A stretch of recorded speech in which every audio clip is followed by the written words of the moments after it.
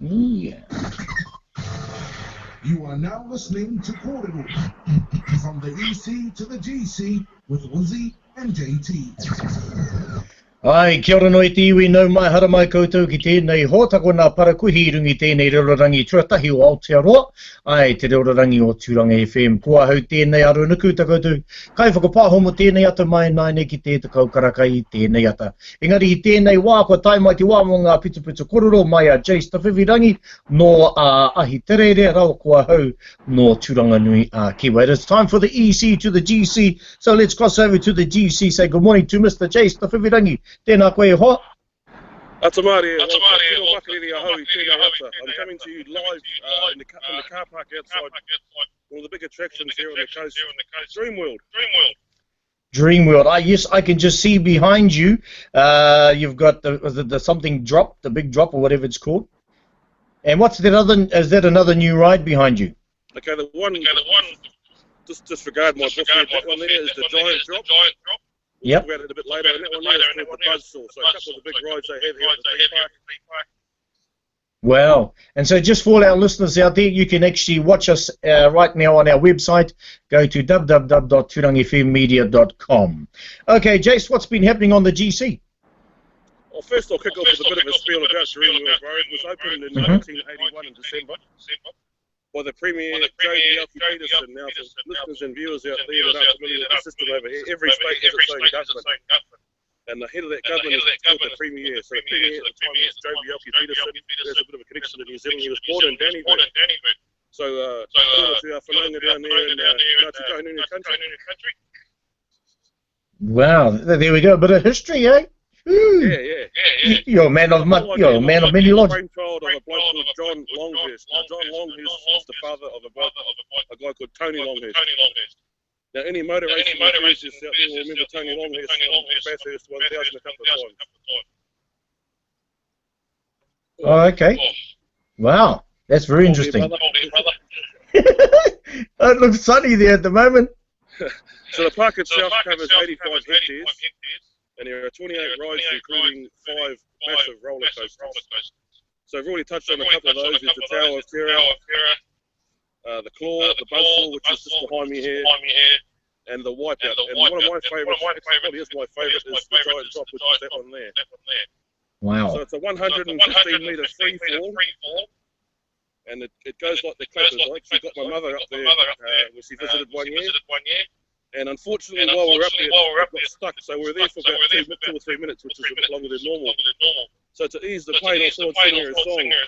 So I started out on the old Pōkara Kariana. By the time I got to the ehine, we were dropping. So it was a bit of an ehine. Yeah, I can just imagine that. Yeah. It wasn't. I think I might have written myself out of the will with that one. Oh, come by you, mate. Yeah, no, awesome. All right, so, okay, well, let's get into it. I mean, there's lots of things happening, you were saying, over in the GC. So let's start with something about a movie. Yeah, the latest installment in the 4 series is being filmed here on the coast, just down the road here at Movie World, about 3 or 4 kilometres away.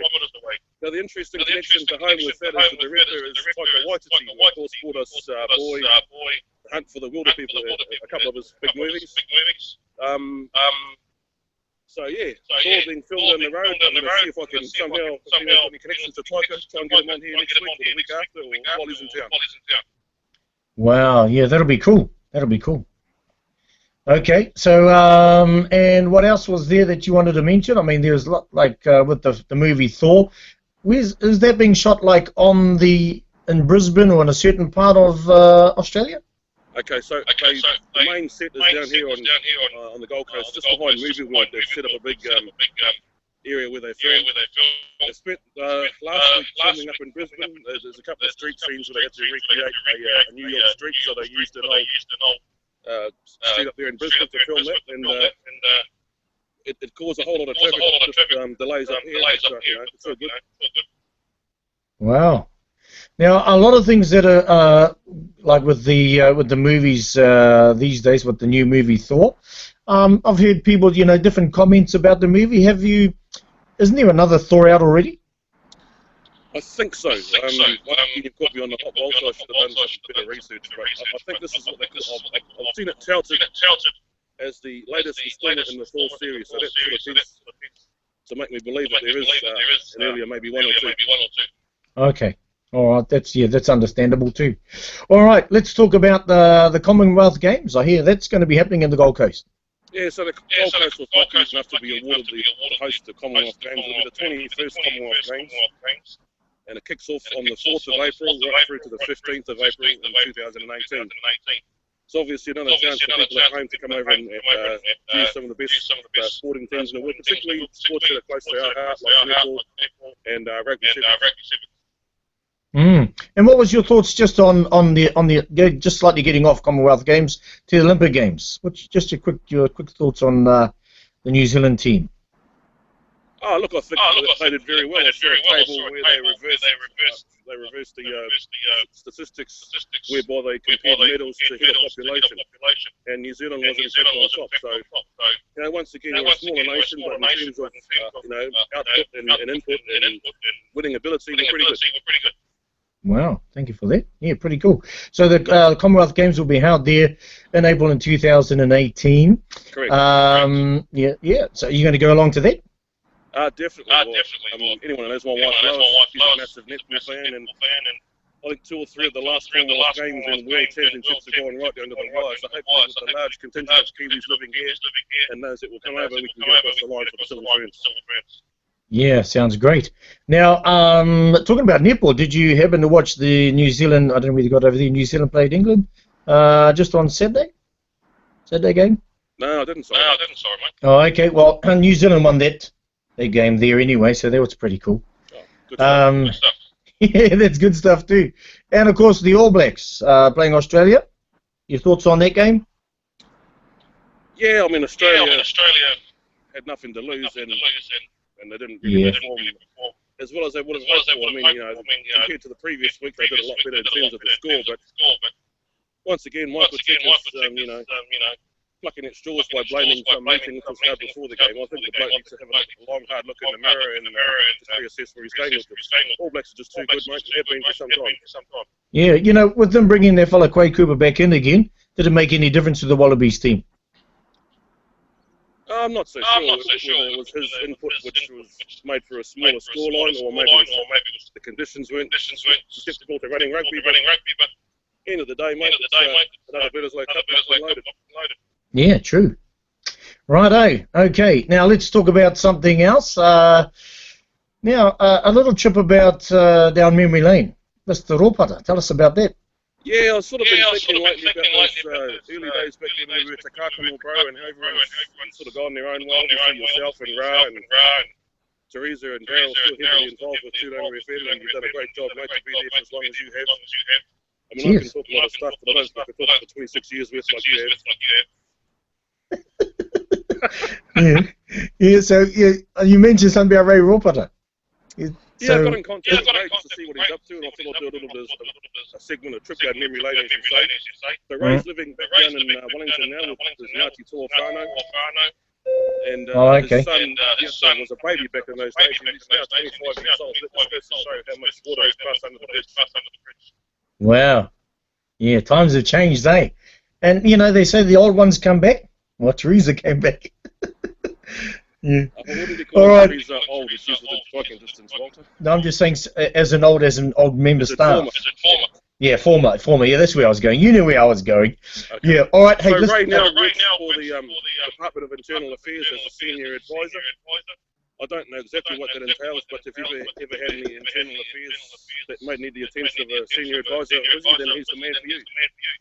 Okay. Yes. It's not. If you had any affairs anyway, don't go and see him anyway. He won't be able to help you. Anyway, tell us about the Gold Coast. What's happening there with you guys have a show similar to the AMP show? Yeah, it's called the Gold Coast Show Day. So it runs for 3 days. Friday just gone was actually a public holiday here. That's the whole down country thing. They've got the rural, the animals, and wood chopping, and horse riding, and rodeo. So it's a day out for the country folk to come to town, show their wares, and show their skills, and it's a chance for the city folk here to go and have a look. And mixed and mingle. It's actually a nice little confluence of two different cultures, so to speak. And have you been to one of these before, or is this your first time that you might be going to go?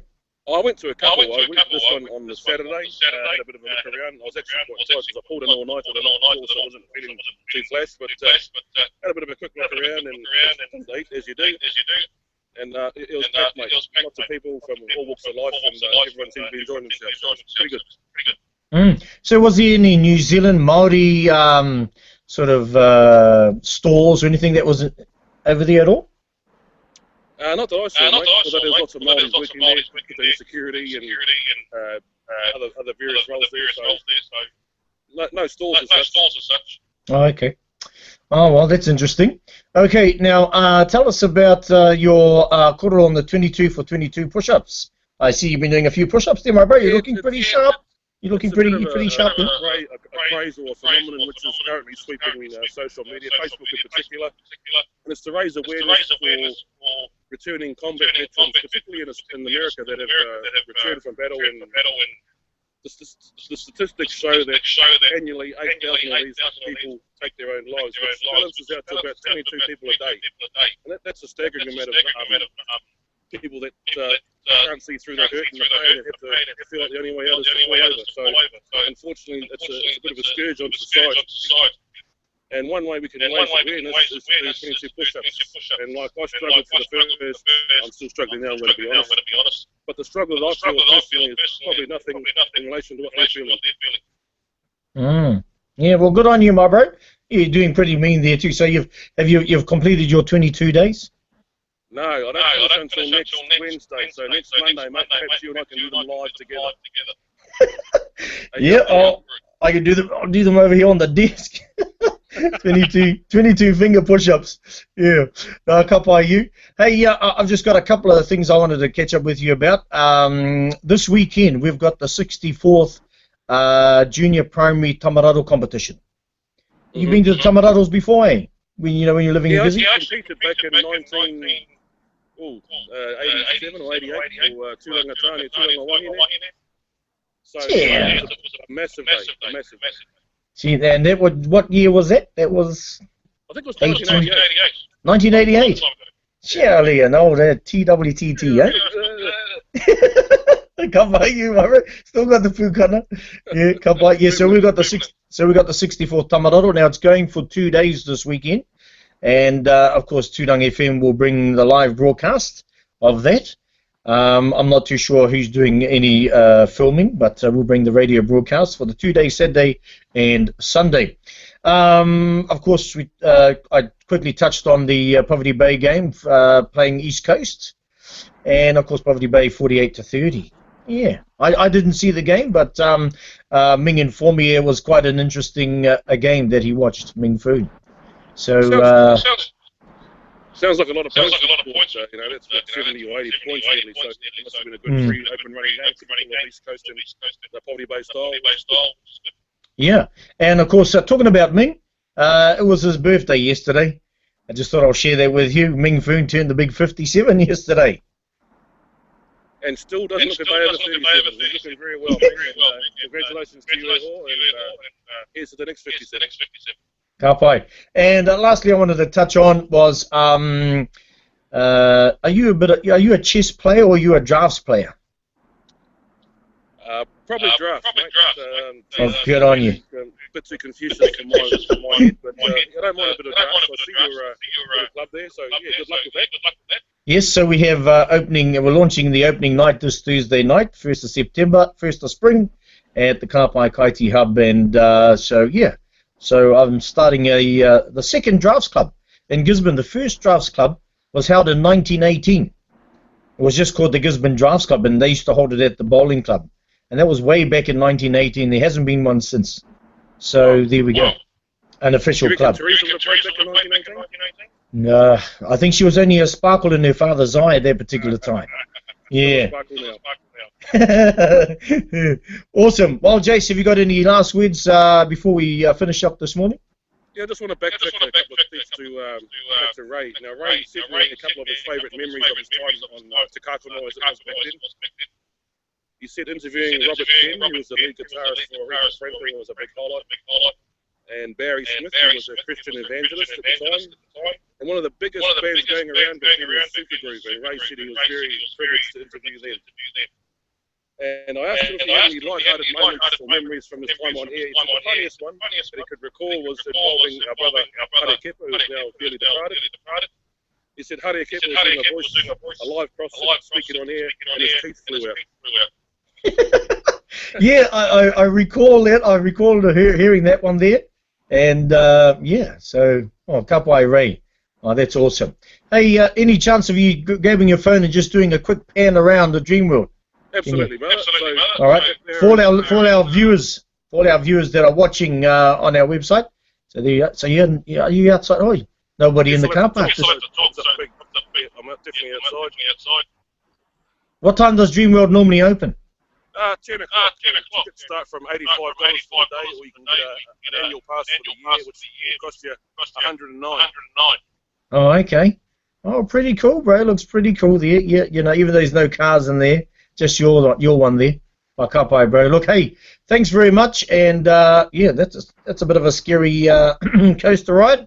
My wife's the one that's the thrill seeker, and I think I'll just stay down on the ground with the ice cream and holding all the luggage. But anyway, Jace, it's been a pleasure talking with you, my friend. And you have a good week. And we'll catch up. Where we're going to be next week. You're going to surprise me. We'll see how we go, mate. It'll be a surprise. It'll probably be a surprise. Mate, always a pleasure. Thank you very much. And see you next week. Cheers, bro. There we go. The sounds of Mr. Jase T calling us from the GC right here on the EC to the GC.